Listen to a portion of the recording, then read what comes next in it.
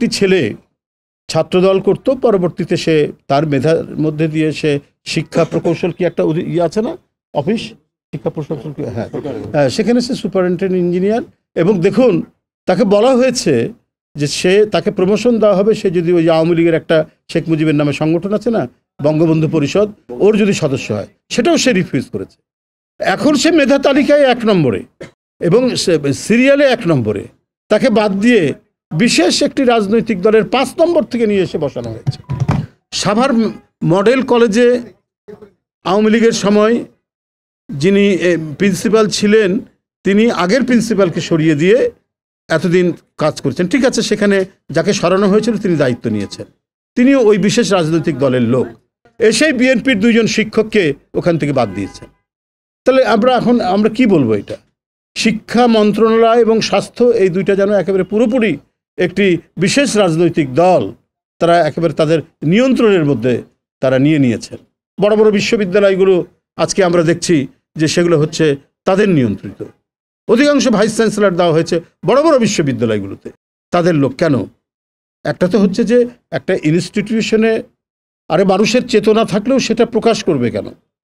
কিন্তু চেতনার যখন বহিঃপ্রকাশ দেখি, সেই চেতনার লোককে যখন আবার একটি প্রতিষ্ঠানের প্রধান বানানো হয়, তো সে তো কখনোই নিরপেক্ষভাবে কোনো কাজ করবে না। আমরা সেই পরিস্থিতি তৈরি হচ্ছে। ফলে অন্তর্বর্তীকালীন সরকার, এই সরকার তো নিশ্চয়ই তার কাম সব কিছুই হবে নিরপেক্ষ টাইপের, প্রত্যেক মানুষের সেখানে আস্থা থাকবে। এবং এটা আন্দোলনের সরকার, এটা বিপ্লবের সরকার, একটা মহা গণ অভ্যুত্থানের সরকার। এবং যারা এই গণ অভ্যুত্থানের অংশীজন, বিএনপি সহ অন্যান্য রাজনৈতিক দল, তারা তো এই সরকারের সফলতার উপরেই তারা গর্ব অনুভব করবে। কিন্তু এখানে যদি কখনো পার্টিজান দেখা যায়, যে কোনো দিকে হেলে পড়ার বিষয় দেখা যায়, কারো প্রভাব বৃদ্ধির যদি বিষয় দেখা যায়, তাহলে তো আপনার সমালোচনার যে বড় বড় প্রশ্নবিদ্ধ চিহ্নগুলো প্রসারিত হতে থাকবে এবং এইটাই দেখা যাবে।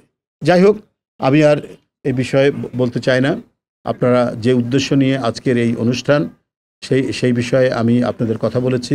আমরা এটার এখানে উদ্দেশ্য আমাদের আরও রয়েছে যে নানাভাবে নানা যে অপপ্রচার করা হচ্ছে এবং ভেতর থেকে বাহির থেকে সব কিছু চলছে, এটি আপনাদের সামনে কিছু কিছু তুলে ধরেছি এর আগেও, এখনও তুলে ধরলাম। আমাদের কর্মকাণ্ড, এখানে যারা আমাদের দল করেছেন এবং এই 17 বছর নিরবচ্ছিন্নভাবে যারা সংগ্রাম করেছেন, জেল খেটেছেন, রিমান্ডে অত্যাচারের মুখোমুখি হয়েছেন, অত্যাচার সহ্য করেছেন এবং পুলিশের লাঠি গুলি টিয়ার গ্যাসের সামনে দাঁড়িয়ে বুক পেতে যারা দাঁড়িয়েছিলেন, যারা আমাদের দীর্ঘদিন ধরে আমাদের সদস্য ছিলেন, বিশেষ করে 2017 সালের 1 জুলাইয়ের পর থেকে যে সদস্য সংগ্রহ অভিযান শুরু হয়েছে, তারাই আজকের আজ থেকে শুরু হওয়া এই যে আমরা যে ফর্ম বিক্রি করছি, নবায়নের যে কর্মসূচি আমরা গ্রহণ করেছি, যে উদ্যোগ গ্রহণ করেছি, তারাই করবেন, তারাই নতুনভাবে আবার সদস্য হবেন, নবায়ন করবেন তার সদস্য পদকে। এটাই হচ্ছে আমাদের আজকের মূল অভিষ্ট লক্ষ্য।